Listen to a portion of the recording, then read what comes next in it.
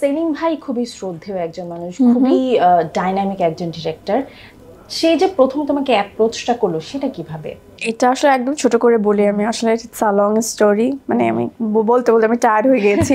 মানে সবাই জানতে চায়, মানে এটা তো সবার জানার মানে মানে কিউরিওসিটি জাগে যায়। তাহলে ওইটাতে না, যে আমি শুধু জানতে চাইবো যে অডিশন কলটা যখন করেছিল তুমি কি একাই ছিলে, মানে তোমাকে একাই সিলেক্ট করা হয়েছিল না আরো কয়েকজন ছিল? এটা আসলে সেলিম ভাই 2010 সাল থেকে খুঁজছে কাজল রেখা, টু বি অনেস্ট। তারপরে আমি যখন শুনেছি এটা অগ্নিলাপুর করার কথা ছিল, মানে সে ভেবেছিল অগ্নিলাপু করবে, কিন্তু তারপর অগ্নিলাপু যখন দেশের বাইরে চলে যায়, সে আরো, আমি নাম বলতে চাই না, আমি এত মানুষের নাম শুনেছি দুর্দান্ত অ্যাক্টরস এসে অডিশন দিয়ে গিয়েছে এটা করার জন্য, হ্যাঁ কাজল রেখার করার জন্য। সো তারপর যখন আমার সেলিম ভাইয়ের সাথে ছোট একটা কাজ হয়েছিল একটা নাটকের, ইউনিসেফের, সো ওই মাধ্যমে আর কি, মানে তারপর থেকেই তাদের কাছে মনে হলো, ফুল টিমের কাছে, যে আমার মধ্যে একটা কাজল রেখা ব্যাপার আছে।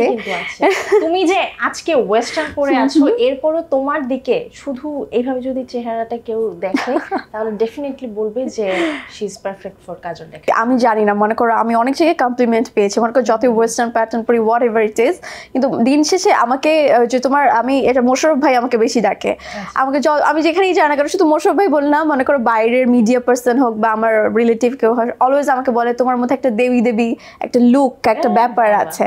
সো আর মোশাররফ ভাই তো আমাকে দেখলে বলে দেবী তোর মধ্যে কি যেন একটা আছে, কি যেন একটা আছে। হ্যাঁ, সো আমার কাছে ভালো লাগে, কিন্তু হয়তো ওই জিনিসটা ওরা ফিল করতে পেরেছে। সো তারপরেই আমাকে ডেকে আমার অডিশন নেয়, এবং নেওয়ার পরে শুধু একদিনে অডিশনে শেষ করেনি, সেলিম ভাই আমাকে অনেক ধরনের স্ক্রিপ্ট পড়তে দিয়েছে, ডায়লগ ডেলিভারি করতে বলেছে। একদিনে না, প্রায় 15-20 দিন। হ্যাঁ, আমাকে শুধু কাজল রেখার স্ক্রিপ্ট দেয়নি, অনেক গল্পের স্ক্রিপ্ট দিয়েছে, বলেছে আমি এভাবে বলছি এবার তুমি বলো। মানে উনি আমার অনেক পরীক্ষা নিয়েছে সত্যি কথা বলতে, কিন্তু আমি জানতাম না যে আমাকে কাজল রেখার জন্যই নিচ্ছে, কারণ ওকে 4-5টা তোমাকে যদি গল্প বলে তুমি তো কনফিউজ হয়ে যাবে আসলে যে তোমাকে কোন ক্যারেক্টার নেওয়া হচ্ছে। সো তারপর তো আমাকে লাস্টে জানানো হলো যে আমি কাজল রেখার জন্য আমাকে নেওয়া হচ্ছে। এক্স্যাক্টলি। দারুণ।